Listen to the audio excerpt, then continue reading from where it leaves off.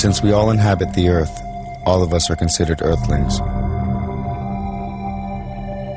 There is no sexism, no racism, or speciesism in the term earthling. It encompasses each and every one of us, warm or cold-blooded, mammal, vertebrate or invertebrate, bird, reptile, amphibian, fish, and human alike. Humans, therefore, being not the only species on the planet, share this world with millions of other living creatures as we all evolve here together. However, it is the human earthling who tends to dominate the earth, oftentimes treating other fellow earthlings and living beings as mere objects. This is what is meant by speciesism. By analogy with racism and sexism, the term speciesism is a prejudice or attitude of bias in favor of the interest of members of one's own species and against those of members of other species. If a being suffers, there can be no moral justification for refusing to take that suffering into consideration. No matter what the nature of the being, the principle of equality requires that one's suffering can be counted equally with the like suffering of any other being.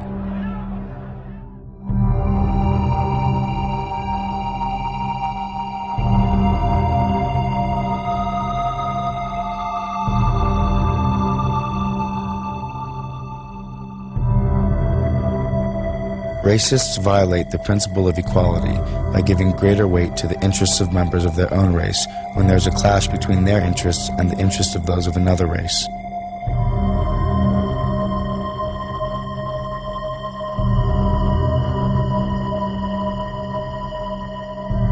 Sexists violate the principle of equality by favoring the interests of their own sex.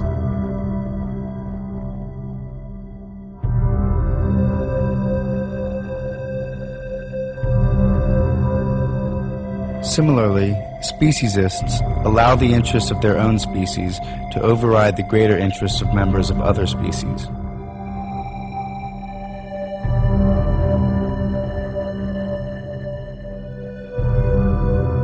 In each case, the pattern is identical.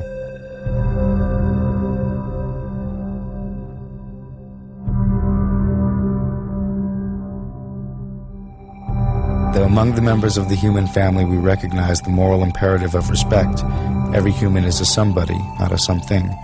Morally disrespectful treatment occurs when those who stand at the power end of a power relationship treat the less powerful as if they were mere objects.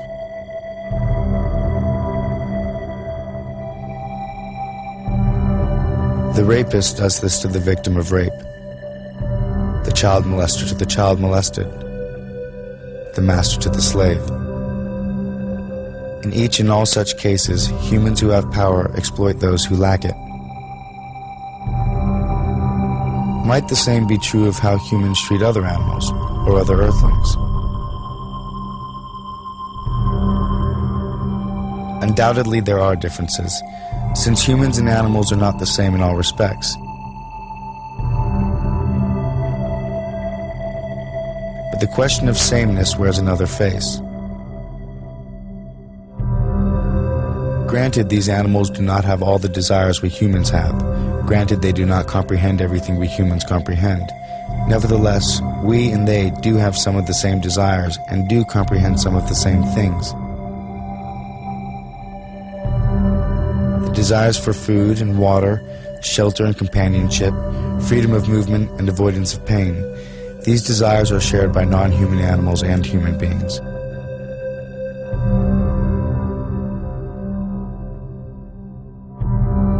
As for comprehension, like humans, many non-human animals understand the world in which they live and move. Otherwise, they could not survive. So beneath the many differences, there is sameness. Like us, these animals embody the mystery and wonder of consciousness. Like us, they are not only in the world, they are aware of it. Like us, they are the psychological centers of a life that is uniquely their own. In these fundamental respects, humans stand on all fours, so to speak, with hogs and cows, chickens and turkeys. What these animals are due from us, how we morally ought to treat them, are questions whose answer begins with the recognition of our psychological kinship with them. So the following film demonstrates in 5 ways just how animals have come to serve mankind. Lest we forget.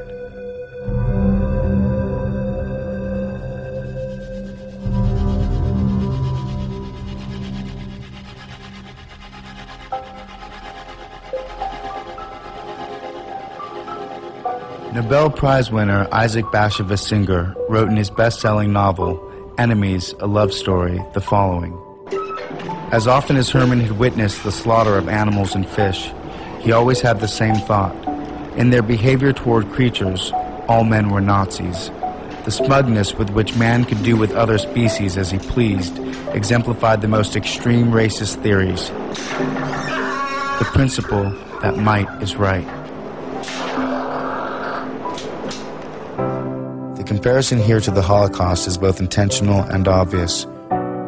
One group of living beings anguishes beneath the hands of another. Though some will argue the suffering of animals cannot possibly compare with that of former Jews or slaves, there is in fact a parallel. And for the prisoners and victims of this mass murder, their Holocaust is far from over.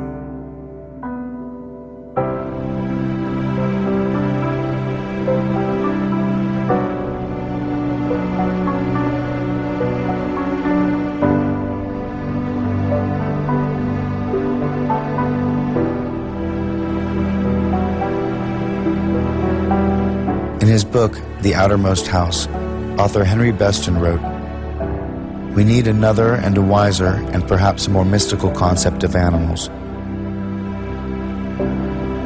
Remote from universal nature and living by complicated artifice, man in civilization surveys the creatures through the glass of his knowledge and sees thereby a feather magnified and the whole image in distortion.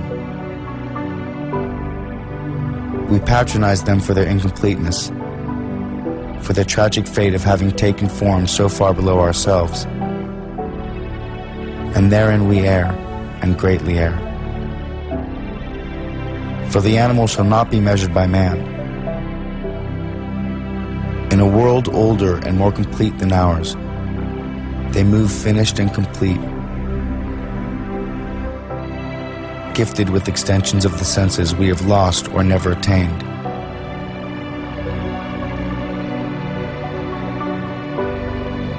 Living by voices we shall never hear.